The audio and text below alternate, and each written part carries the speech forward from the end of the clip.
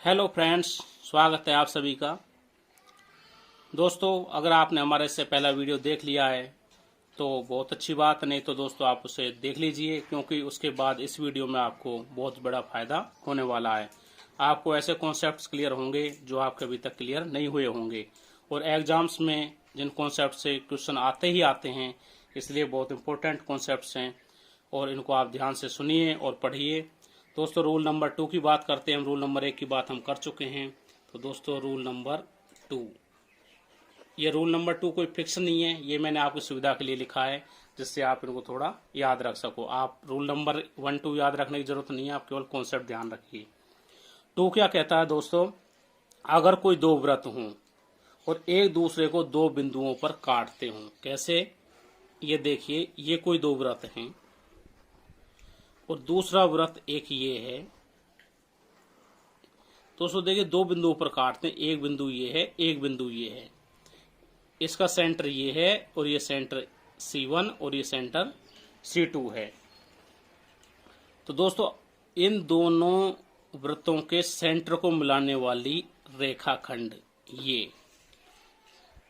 और इन दोनों के कटान बिंदु, मान लो ये A है और ये B है, इसको कटान बिंदुओं को मिलाने वाली जीवा, ये जीवा यहां से लेकर यहां तक AB, इस जीवा AB को ये C1 C2 रेखाखंड समद्विभाजित करता है और इस पर लंब भी होता है। कैसे?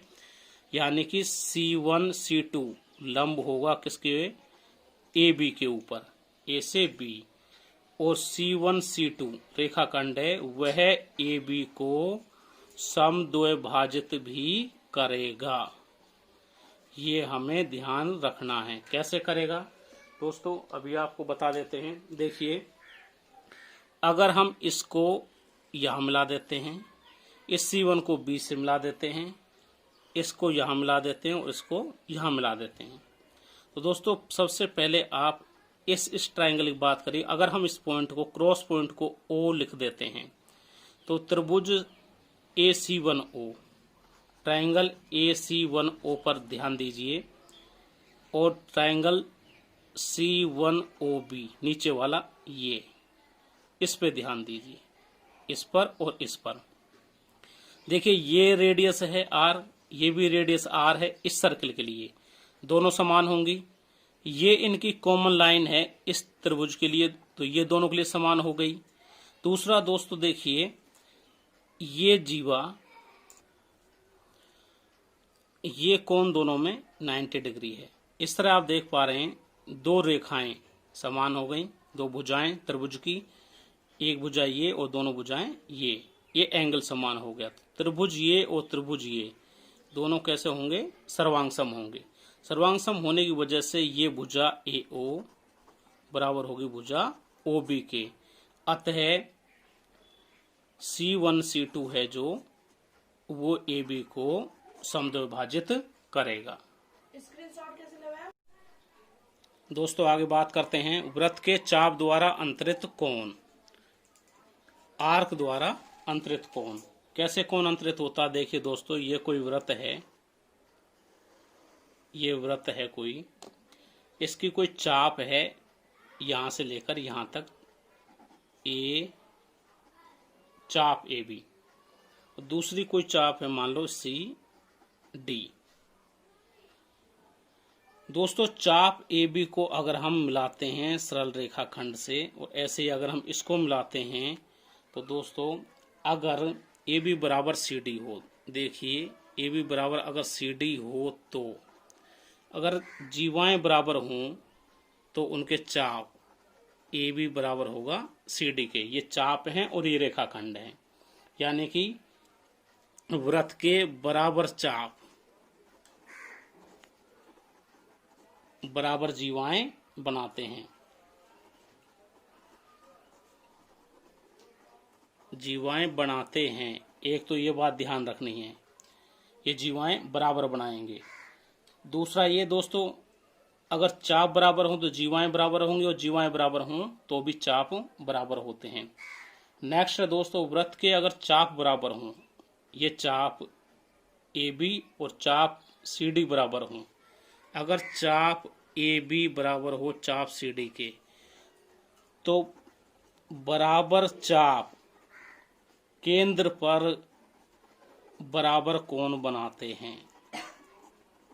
बराबर कोण बनाते हैं, कैसे बनाते हैं? जैसे मान लो दोस्तों ये सेंटर है इसका, यहाँ से देखिए ये एंगल बनाया मान लो थीटा, और इसने दोस्तों ये एंगल बनाया, और ये मान लो ये हमें पता नहीं है। अगर ये दोनों बराबर हैं, ये और ये, चाप ए बी बराबर है चाप सी डी के, तो ये एंगल इसे O point A O B बराबर होगा एंगल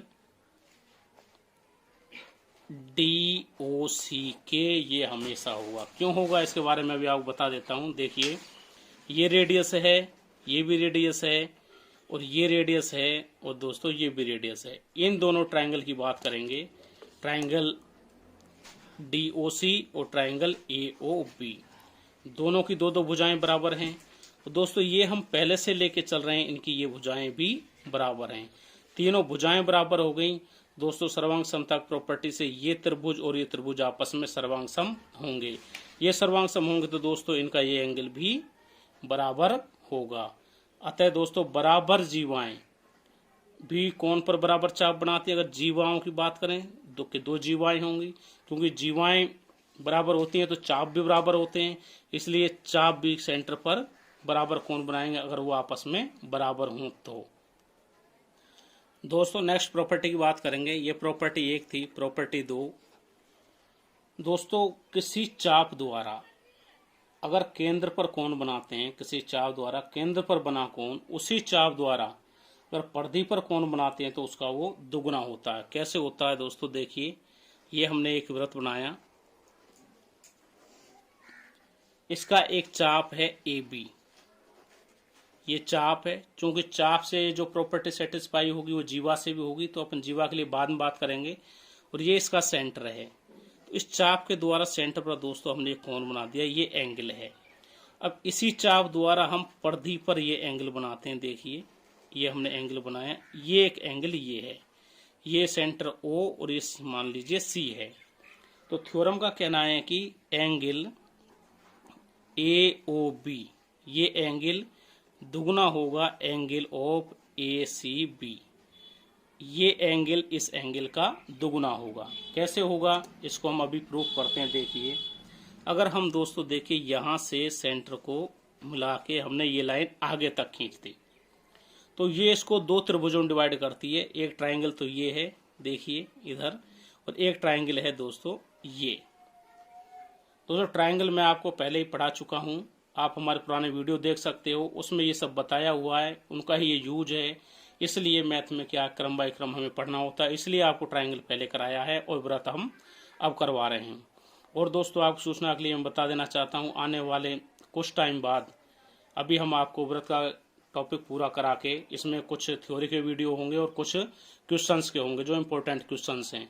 उसके बाद में हम एक राजस्थान पुलिस के सीरीज शुरू करेंगे, जैसे आप देख सकते हैं। और वो राजस्थान पुलिस का जो मैथ रीजनिंग होगा वो आपके रेलवे और कई एग्जाम्स में भी काम आएगा। तो आइए दोस्तों दोनों ट्रायंगल्स की बात करते हैं।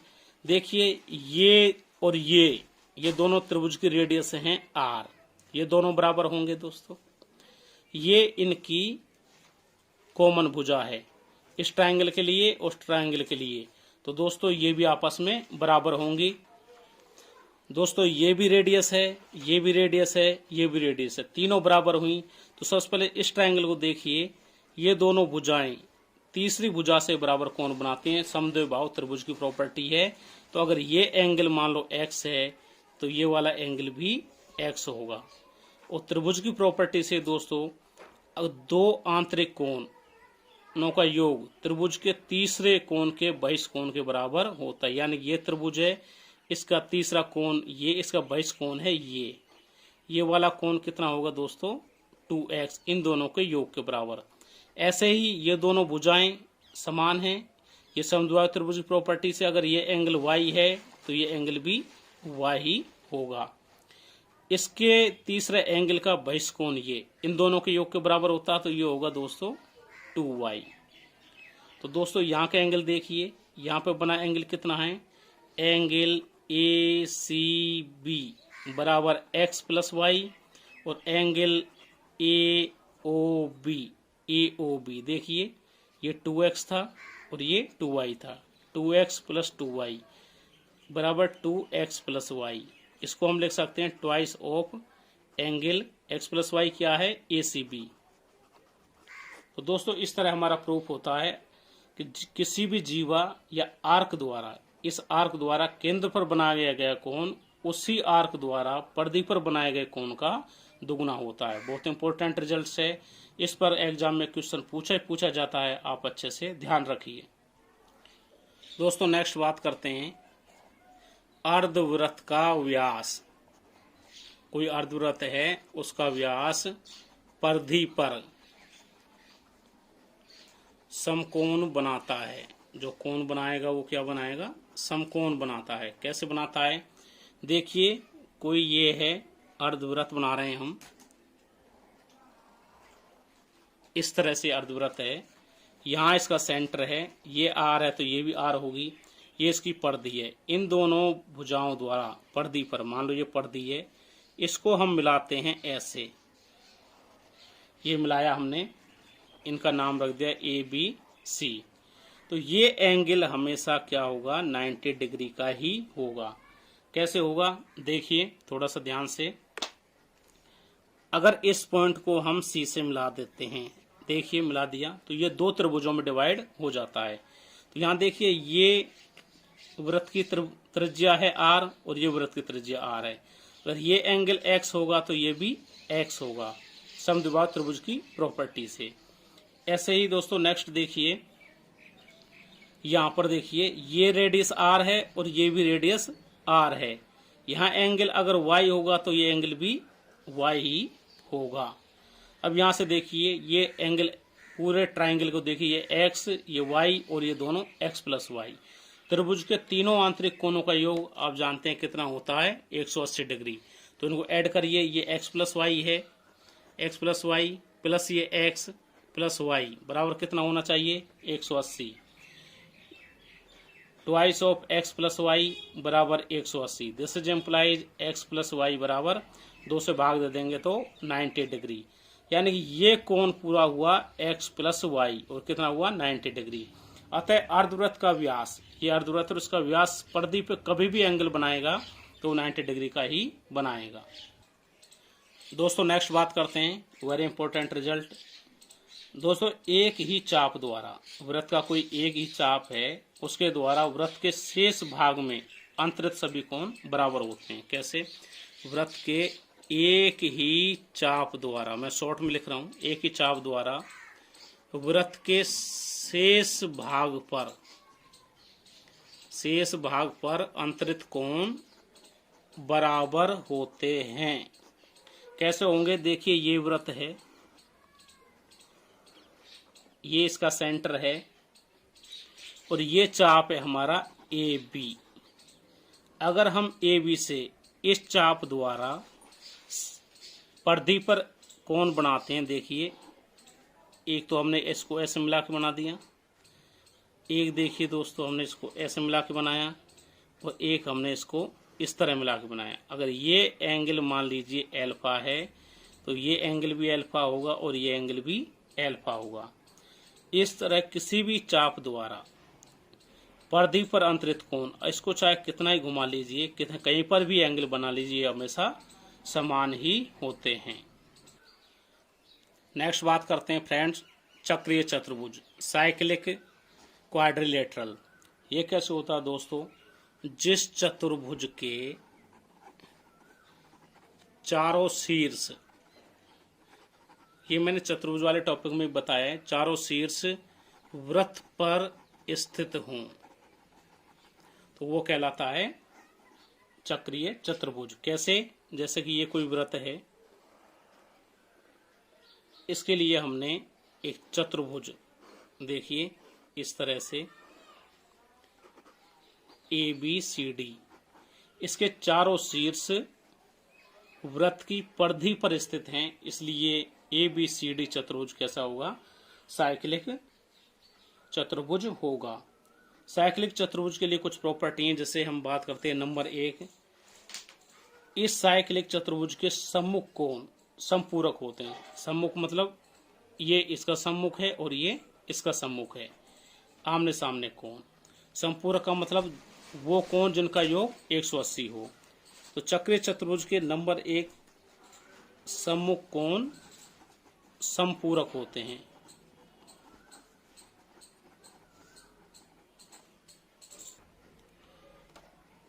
दोस्तों, अगर इस वृत्त का सेंटर ये है, सेंटर मान लीजिए ये O है, तो देखिए हम पहले सबसे पहले इसको इसमें मिलाते हैं और इसको इसमें मिलाते हैं। इसके बाद देखिए दोस्तों, केवल इस चाप की बात करेंगे हम, इतने चाप की। इस चाप के द्वारा दोस्तों देखो केंद्र पर बनाया गया कोण क्या है, ये इसके द्वारा केंद्र पर बनाया गया कोण है। अभी हमने थ्योरम प्रूव की थी, किसी चाप द्वारा केंद्र पर बनाया गया कोण चाप द्वारा परिधि पर बनाए गए कोण का दुगना होता है। यहाँ पर कोण कितना है, परिधि पर कोण D है, तो यहाँ पे कोण दुगना होता है इस चाप द्वारा, तो ये हो जाएगा एंगल 2D। ऐसे ही दोस्तों अब हम इस पर शेष इस चाप की बात करते हैं। इस चाप द्वारा केंद्र पर बनाया गया कोण कितना है, देखिए केंद्र पर बनाया गया कोण ये है। ये कोण शेष परिधि पर, शेष परिधि ये से बनाया गया कोण क्या है, B, इसका दुगुना होता है, यानी कि इसका दुगुना इधर होगा 2B। लेकिन अब आप जानते हो किसी बिंदु पर चारों तरफ कुल कोण कितना होता है, 360। कुल कोण किसी बिंदु के चारों तरफ होता है 360, इसलिए 2B प्लस 2D बराबर कितना हो जाएगा, 360। अर्थात B प्लस D कितना हो जाएगा, 360/2 यानी 180। तो कोण B और कोण D का योग 180 है, इसलिए क्या हुआ, कोण B और कोण D क्या हुए, समपूरक कोण। इस तरह चक्रीय चतुर्भुज के सम्मुख कोण समपूरक कोण होते हैं। दोस्तों, इस रिजल्ट से एक रिजल्ट और है, इसी से बनेगा किसी चक्रीय चतुर्भुज, चक्रीय चतुर्भुज की बात कर रहे हैं हम। चक्रीय चतुर्भुज की एक भुजा बढ़ाने पर, कोई एक भुजा हम बढ़ा रहे हैं, अगर हम एक भुजा बढ़ाएंगे तो हमें एक बहिष्कोण मिलेगा। बढ़ाने पर जो बहिष्कोण बनेगा वो अंतराभिमुख कोण के बराबर होता है। कैसे होता है, अभी देखिए, अगर कोई ये वृत्त है, इसमें ये कोई चक्रीय चतुर्भुज है, मान लीजिए कोई भी हो ABCD, अगर हम इस भुजा को बढ़ा देते हैं तो हमें ये एंगल बनता है, ये है बहिष्कोण। ये इसके अंतराभिमुख कोण के बराबर होता है। कैसे होता है देखो, अगर ये कोण थीटा है, अभी हमने देखा था नेक्स्ट ऊपर वाली थ्योरम में, अगर ये कोण थीटा है तो उसका सम्मुख कोण समपूरक होता है, यानी कि ये थीटा है तो ये वाला कोण ये होगा 180 माइनस थीटा। लेकिन आप जानते हो एक रेखा पर बने हुआ कुल कोण कितना होता है, 180 डिग्री। अगर ये 180 माइनस थीटा है तो ये एंगल हो जाएगा थीटा, क्योंकि ये पूरा एंगल 180 होना चाहिए। तो अतः बहिष्कोण इसके अंतराभिमुख कोण के, इसके सामने वाला कोण ये थीटा है, तो ये कोण भी थीटा ही होगा। बहुत इंपॉर्टेंट रिजल्ट है, कई बार पूछा जाता है, इस पर क्वेश्चन भी आता है, इसलिए दोस्तों ये हमें ध्यान रखना है। नेक्स्ट बात करते हैं स्पर्श रेखा, इन वृत्त की स्पर्श रेखा क्या होगी। दोस्तों, जैसे इसकी नाम से स्पष्ट है, स्पर्श रेखा जो वृत्त को स्पर्श करे, केवल स्पर्श करे। जैसे कि देखिए ये वृत्त है, उसका ये कोई पॉइंट है P, एक रेखा यहां से ऐसे गुजरे, उसको केवल स्पर्श करती है, ये AB, तो ये हो जाएगी स्पर्श रेखा। भाषा में कई बार इसको ऐसे लिखते हैं कि वह रेखा जो वृत्त के केवल एक बिंदु को ही स्पर्श करे, केवल एक बिंदु को स्पर्श करे, तो वह कहलाती है स्पर्श रेखा। अब दूसरी कोई रेखा ऐसी हो सकती है जो इसको दो जगह से कट करे, जैसे ये देखिए दो जगह से कट कर रही है, तो इस तरह की रेखा कहलाती है छेदक रेखा, जो इसको छेद रही है दो जगह से, वृत्त के अंदर से जा रही है, तो इस तरह की रेखा कहलाती है छेदक रेखा। अब दूसरा, स्पर्श रेखा से एक बात और हमें देखनी है, जैसे अगर इसका सेंटर C है वृत्त का, और इससे इस स्पर्श रेखा पर के स्पर्श बिंदु को मिला दिया जाए, ये स्पर्श बिंदु है, इसको मिलाया तो ये 90 डिग्री पर मिलता है। यानी स्पर्श रेखा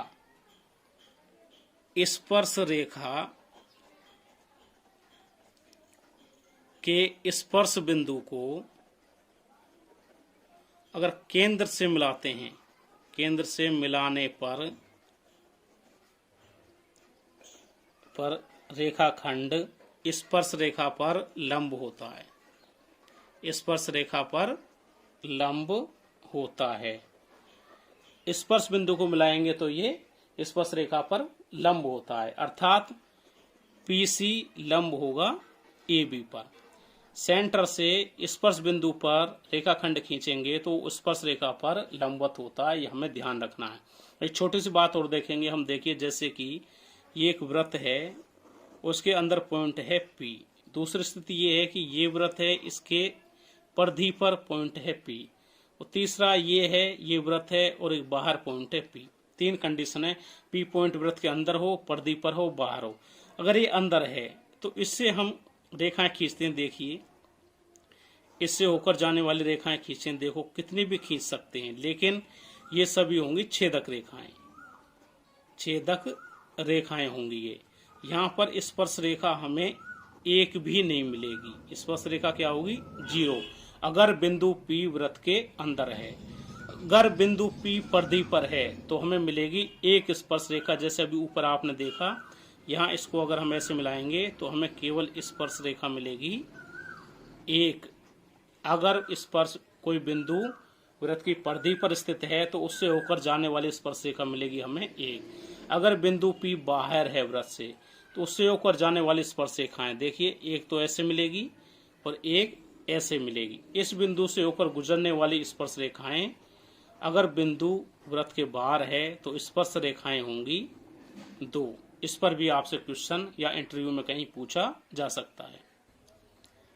अगर इस रेखा को P से इस पॉइंट को हम T1 और इसको T2 लिखते हैं तो यहाँ पर एक बात और याद रखनी है, इन स्पर्श रेखाओं की लंबाइयां भी बराबर होती हैं। PT1 बराबर होगा PT2, यानी यहाँ से यहाँ तक स्पर्श रेखा की लंबाई, ये स्पर्श रेखा की लंबाई हमेशा बराबर होती है, हमें ध्यान रखना है।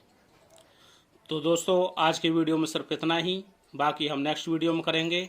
और आपको हमारा वीडियो कैसा लगा हमें ज़रूर बताइए, और इसका फ़ायदा ज़्यादा से ज़्यादा छात्र उठा सकें, इसलिए इसको सब्सक्राइब कीजिए और शेयर भी कीजिए, और जो भी कमेंट्स हो हमें ज़रूर बताइए, जिससे कि हम आपके लिए वीडियो और अच्छे से बना सकें और आपकी ज़रूरत के हिसाब से बना सकें। दोस्तों वीडियो देखने के लिए बहुत बहुत धन्यवाद। पढ़ते रहिए, आगे बढ़ते रहिए। बहुत बहुत धन्यवाद।